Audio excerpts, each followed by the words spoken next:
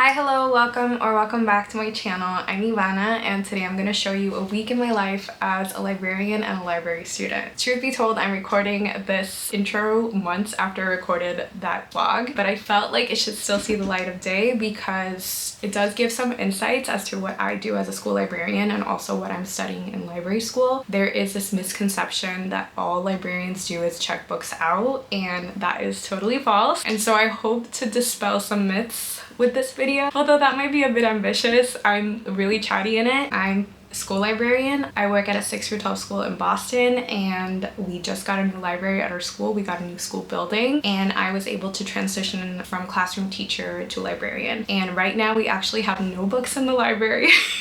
Which is really sad, but we do have a nice budget, which I'm gonna talk about later in the video. And I just want to walk you through the type of work that I do to get my library ready. And I also want to talk about the classes I'm taking. I feel like in this video most of what I do is survive, but it's real, so I hope you stick around and check it out.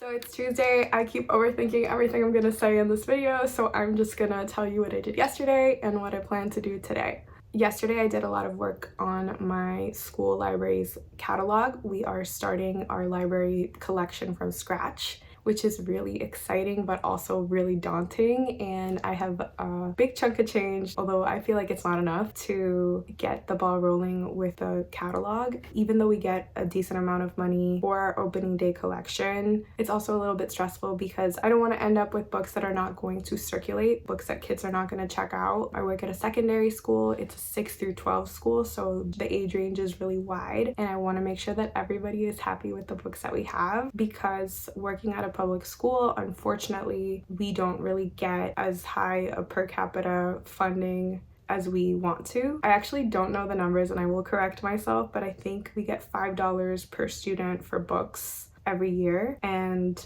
that is obviously not a lot. I just want to make sure that the needs of my students are met and that the books that we select are really good. And the way that I'm going about that is I surveyed the students and I surveyed the staff to see what kind of books they wanted for the library. I surveyed the staff too because obviously they know the students well, and because I want teachers to choose books that are complementary to whatever the kids are learning. And the way I'm going about the book list, we have like 4,400 100 books, maybe a little bit less, but I worked alongside a book distributor and I handled a lot of the student requests and they handled a lot of the staff requests. And now I'm going through the list and I've divided it into nonfiction and fiction. And so I'm starting with the nonfiction because it's so wide and there's so many grade levels and disciplines that I want to tackle that first, because with fiction I feel like it might be a little bit easier. We're aiming for the nonfiction to be 25% of the books in the library, and unfortunately some of the titles that we've been getting are really bad. I'll show you some examples of what those look like. And people say don't judge a book by its cover, but a lot of us do, and if the book is poor quality, has an unappealing title, and is already about a subject that might be intimidating to students, and it's probably not going to get picked up. One really interesting thing that a student brought up, because of course I involve students in the process, was that there seem to be some educational publishing companies that just publish books to make money, because a lot of the times I've found that these publishing houses, one, the books seem to be poor quality, like the graphic designs are not it, and also I've seen a lot of typos in the books, and those tend to be the books that are really expensive. So it just feels like they're trying to bamboozle us, and I don't want that. So I'm trying really hard to find high quality materials, and I'm working in collaboration with multiple people at my school. This is my first year as a librarian, but I've been at the school for quite some time, so I have good relationships with the staff members, and so I've just been going to different staff leaders and asking them, what does the science team need, or what does the art team need? And the goal for this week, and it's a really ambitious goal, is to go through the nonfiction section and take out the books that are currently positioned to be in the collection and replace them with higher quality or more engaging books. I'm also working on a Black History Month booklet alongside a colleague. We've been working on it for months, and a Kahoot that's going to accompany it with prizes. If you don't know what a Kahoot is, it's a competition style game quizzing students, and it encourages healthy competition. And working also on Black History Month displays. And for grad school, I don't want to talk about both of my classes right now because I don't have a lot of time. I'm taking a sciencey class on the organization of information. This is the book. It's written by a staff member at Simmons. I am a half-time student in addition to working full-time as a librarian, and this class is so intimidating, not only because I'm not the best organizer in real life, but also because it's very science-based, and it's been years. It's been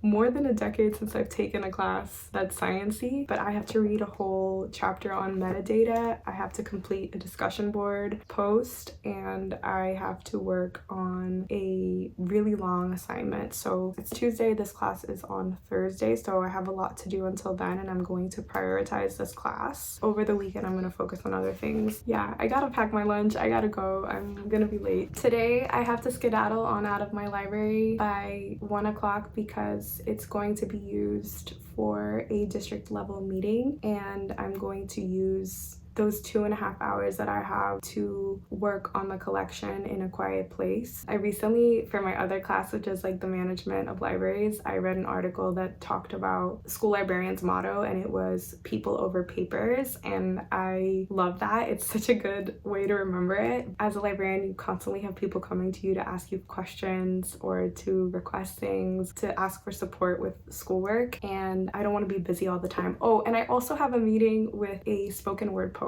She and I are going to collaborate in some stuff. So anyway, that's a lot. That's why it was daunting to sit here.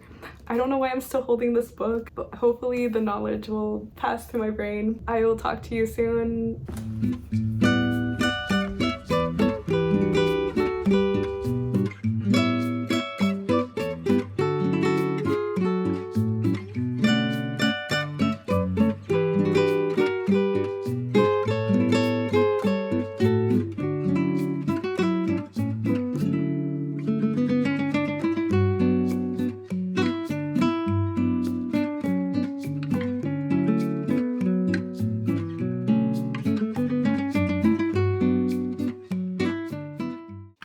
Wednesday and it's early in the morning. It's like 7 o'clock and I am kind of stressed. In all honesty, I tried to film this video last week and it just didn't work out because I left all of my grad work for Wednesday night. I had multiple things due Thursday in addition to a class that ended at 9, and I was just out of my depth. I was like, I don't know why I didn't organize things better. This week I'm in better shape because I have read some of my grad work for the week. The class I take in person is an information science class. I was told that it was the most challenging class for most people, and it's basically a class where you get to learn about how information is organized, and there's a lot of jargon involved. We have a lot of work for that class, and it kind of feels like a math class where you go home, study, do your homework, and then you come to class and you ask questions. And I'm not used to those kind of classes because when I did my undergrad, it was on social sciences. I did psychology and sociology, and when I did my graduate work, it was in language acquisition and curriculum and teaching, and so it's working parts of my brain that I never worked before. And last class we had to listen to I think like 7 or 8 lectures and answer quiz questions that were not for a grade, but it was kind of like to test your knowledge and like as a way to practice. I did fine in those, but it just took forever because some of the lectures were 40 minutes. And it's really interesting because this class is about information science, and the previous class that I took was about information behavior and ethics, and that class was more theoretical, and I actually really loved it because it was taught by a practitioner, and he did such a good job of marrying the theory with the actual practice. Like, what if a patron comes to you and they want resources about a piece of information, and it really got you thinking about what your role is as a librarian. You're not there to share what you think, you're there to share information and facts and let the patron come up with the conclusions that they want to make. And obviously, like, we're all working towards equity and we want to fight oppression and censorship and all of that, but it was just a very nuanced class. And this class is also taught by a practitioner, which I love, but the Cash needs pets because he's eating his breakfast. This professor is actually also really great, but the class has a lot of future archivists and museum specialists and not as many like school librarians, and so they have a lot of questions. Everybody's really nerdy. In the last class, I was really stressed out because we were gonna do a lab, but the lab was actually practicing using search engines or search, I'm sure there's like a fancier word for it. And I actually really love research, and so I came into it really intimidated, and then I was like, oh yeah, this is actually really interesting. Like, how do people code programming so that if you're searching for a book and you forget the first article, like the or a, that the book still shows up when you search for it? Or what happens when that doesn't happen, and how retrieval tools, how come some retrieval tools are more effective than others? And so I think that that's really fascinating actually, and I love research. It's actually a really enjoyable class because he's just like, yo, do you have any questions? And we're all like, yeah, like the whole book, the whole chapter didn't make any sense, and he helps us with it. So I have that class tomorrow until 9 o'clock, and I want to prepare. I have a discussion board due, and I also have to read a chapter on metadata that's really long, and I started that. So the goal for today, grad school wise, is to do that. Yesterday I realized that unfortunately the Black History Month booklet that I created with my colleague is not going to be usable because of the formatting, and so I have to restructure that this morning, create a sign-up sheet for classes to sign up to come to the library, get quizzed on Black History trivia, and oh my god, the sun is coming out. I also met with a spoken word artist and got her to meet students who are into performing poetry and art, and we have a follow-up meeting next week. So that should be really cool. If this is successful, this will be like my first big event that I helped organize, and that's something I feel like is a shortcoming of mine. I get really stressed out about like planning things, and so that's gonna be great. And then yesterday morning I got an email saying that I had lost access to my classes because I didn't pay the bill for my grad classes. So I paid for it finally yesterday afternoon. That's so embarrassing, but that's just the way that I am. I think it's really ironic that I am taking classes about organization and I myself am not that organized. I actually finally got this package. I bought my friend and colleague a Hello Kitty Bagoo lunchbox that looks just like mine because she loves mine, and that was her Christmas present, and we are well into the first week of February, and that's how long it took me to get it. But you know, we all have different strengths. Today at work, I'm gonna have the younger students in my secondary school come in the morning. They have a standing date on Wednesday mornings. They either do silent reading or they have free choice, and so they play like chess, have a lot of games that were donated through Donors Choose, and that's what we're gonna do. After that, I just have the library open. The students have early release and the teachers have meetings. So I keep the library open for a little bit, and then I have some meetings. Yesterday, I was also able to go through the nonfiction in my collection, like the whole thing, and I'm finally in a really good spot to add really engaging nonfiction for my students. So I'm really excited about that. I feel like I've done a lot of talking. So hopefully today I'll get more b-roll. I have therapy this afternoon. I will definitely catch up with you in the afternoon. I also am kind of glad that I'm doing this vlog because it's kind of like a pep talk to myself, because sometimes I feel like I can't do enough or I'm not doing enough, and this is a nice reminder that I am doing a lot and that I just have to take it day by day.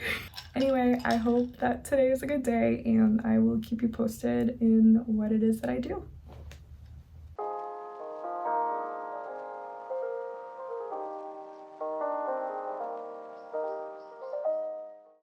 Hi, it's Thursday morning. I was not able to catch you up on Wednesday evening. I did so much work for grad school, so much work for the Black History Month event we're doing at school, and a lot of decorating at the library alongside my students.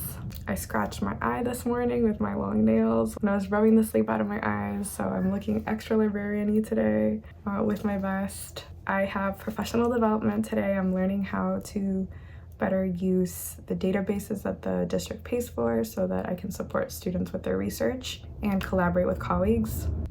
It's loud, Cash is feeling frisky, and I will have to check back in with you later, either today. I get home at 9 p.m, so who knows, but I will show you some b-roll of my day, and wish me luck because I have class today, and I'll see you soon.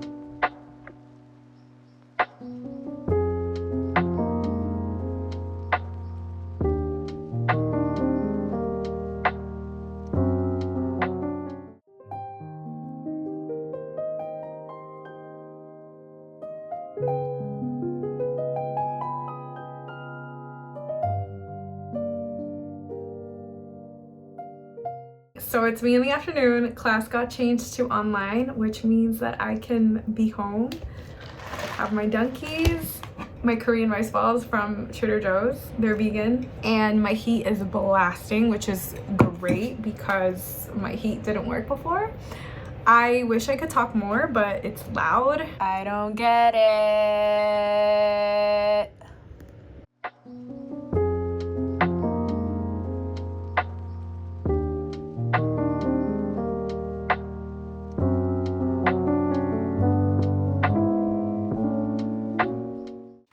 Do you ever feel like your life is just happening to you? Because that's how I feel today. And that's how I felt all week. Yesterday, my class was on Zoom, but then I realized that I had an assignment due for another class. And so after the class, I worked on that assignment. I feel like at this point, I'm just trying to keep my head above water and keep a positive attitude, and I thank my SSRIs for that. They've been extremely helpful. Luckily, yesterday during class, I made a to-do list. Yesterday, actually, in my training, I was able to secure an internship. I met a really kind librarian who seemed to know her stuff and asked her if I could observe her, and she said yes. So at least that is off my to-do list. I don't even think I spoke about that. Today is Friday. Taking it one step at a time. I have a very packed schedule at the library. I have the seniors coming and they are going to be doing literary circles, and I'm really excited because some of the books that they're reading, they got to choose the books they were reading, and some of the students are reading my recs.